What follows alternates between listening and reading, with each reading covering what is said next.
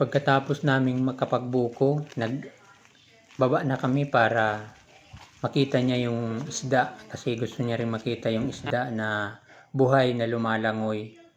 Tsaka gusto niya rin makapagpakain ng isda kaya sama-sama kaming bumaba dito para tingnan kung anong klase daw ng isda. Baka matanggal ang takip ng buhay na lumalangoy, lalo na dito sa fish pan. So, ayan, kita naman dito sa aming fish pan kasi malinaw po yung tubig dito, gawa ng running water siya. Pero kahit malinaw po siya, pag malalaki na yung isda, medyo lumalabo pa rin kasi gumagalaw-galaw yung mga isda, lalong-lalo na pag nag-aagawan sila ng pagkain. Nagiging malabo na rin yung tubig. Oo. Huwag ka maapak dyan sa putik na yan. May ano yan. Talagang hinapakan mo pa. Sabi mo huwag ka maapak. Lakadan mo. Oo. Buti di ka naglubog.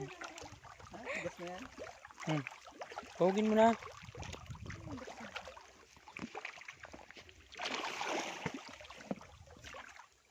Da. Oh.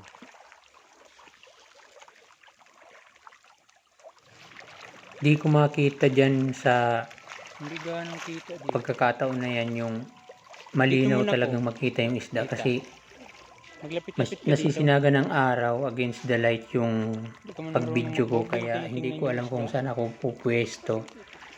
Pero nakuhaan din siya ng ng medyo malinaw.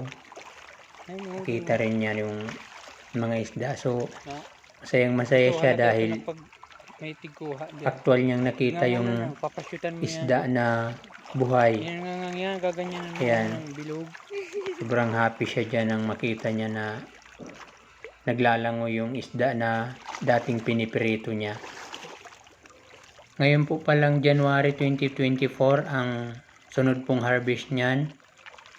Sa mga mag-order po sana nung nakaraan na pinag-cancel namin yung order nyo kasi medyo kulang na po talaga yung isda doon order kasi ang kinumpute lang po namin yung isda bago po kami nagpa-order. Lumampas na po yung mag-order kaya sabi po namin ay next time na lang.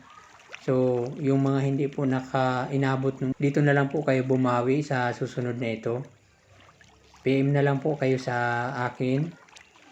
Doon din po sa lahat po ng mga nag-order at kumuha ng isda ng magbagong taon. Maraming salamat po sa inyo. Bago kami umuwi, nag-aya muna siya. Mga bayabas. Walang bayabas. Ayan o, bayabas baga. Ayan o. Ayan. O. Walang malaki.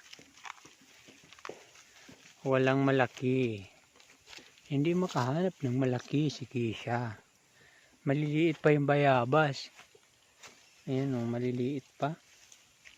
Madami sana. Mayroon pa dyan sa taas. Tigas to eh. Kainin mo.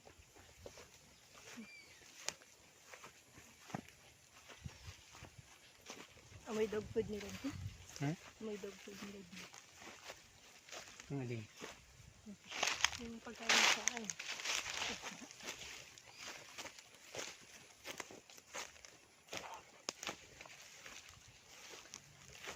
Sasama yung aso.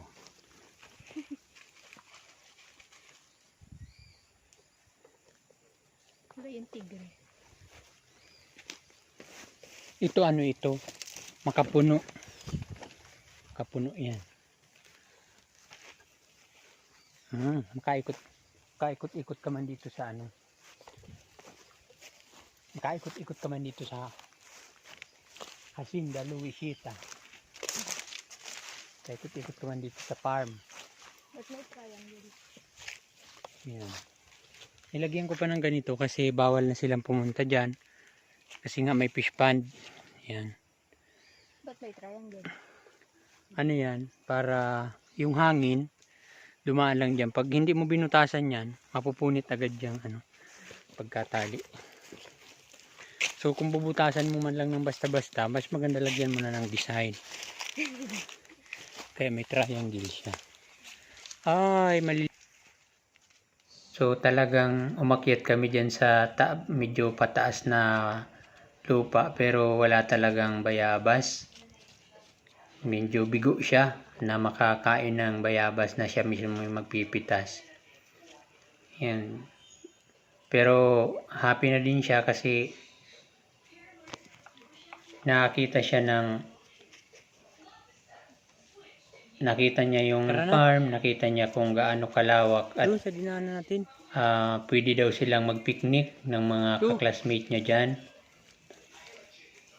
Kaya sabi niya pag namunga na daw yung mga prutas katulad ng rambutan ay magyayaya daw siya dyan ng mga classmates or kaibigan niya.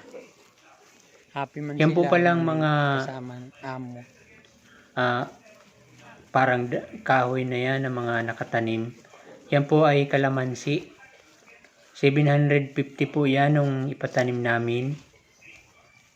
Ito na yung mga Yan pong kalamansi linya-linya na yan. Magtayo ka daw dito Ito po. kung sino ang mataas sa inyo sa kayang kalamansi. 750 po yan. Actually po namumunga na siya kasi markot po yan. Tangkad ka pa. Pero hindi yung pa po dito siya naman, pwedeng mas matangkad i-market na yun sa'yo. kasi Yung kalinya nito, ayun oh. kaunti pa lang po yung bunga niya. Siguro another 1 year po siguro mamumunga na talaga siya ng Oh, di ba? Lalo na yun. madami kasi ayan Lalo na medyo mataas na po siya. Kasi natutulog Ayan, yan oh. ng tanghali, kaya matangkad. Linya-linya po yan.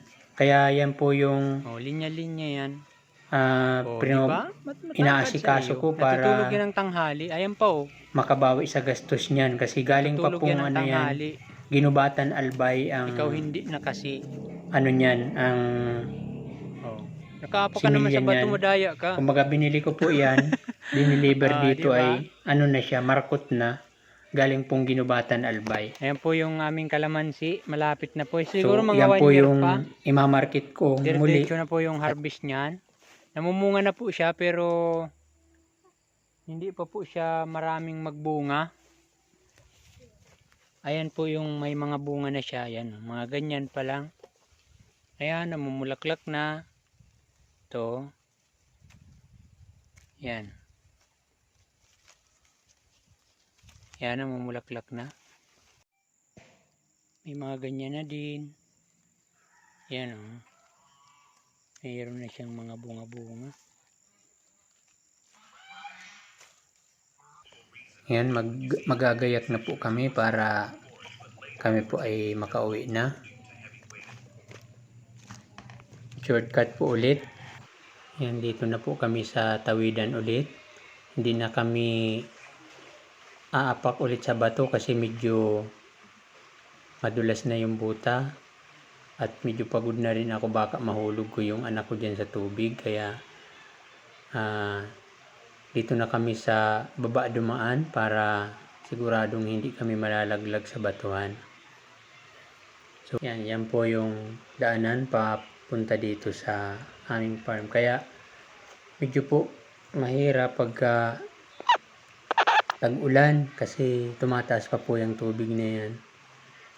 May daanan naman po, may ikutan naman, kaso maputik din naman, tsaka medyo malayo, mas shortcut po dito.